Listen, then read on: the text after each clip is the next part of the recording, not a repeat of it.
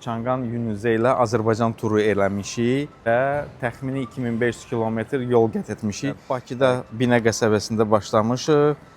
Astara, Lerik, Yardımlı, sonra Biləsuvarda qonaq olmuşuq. Ondan sonra Füzulidən keçərək Xankəndi, Şuşa, Xocalı, deməli Ağdərə rayonunun Vəngli kəndinə, oradan təzədən qayıdıb Ağdamdan keçməklə biz Gəncəyə getmişik.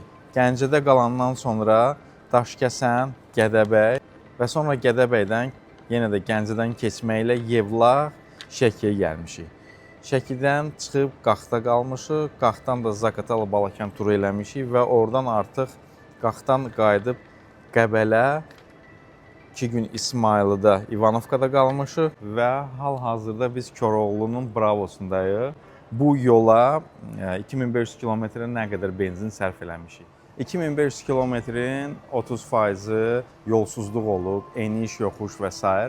Yəni çox da normal yol olmayıb və 2500 kilometrə 109 manat benzinə pul vermişik. Bu 92 oktanlı benzindir və 4 dəfə şarj etmişik, 5 dəfə şarj etmişik. 5 dəfə şarjın qiyməti 15 manatdır təxminən. Sizcə bu sərfiyyat yaxşıdır, yoxsa pis? Səyahətimiz zamanı avtomobili heç bir dəfə də olsa yuyulmayıb. Ona görə də avtomobili Zov Detailinqə aparıb onu yaxşıca yudurdacağıq.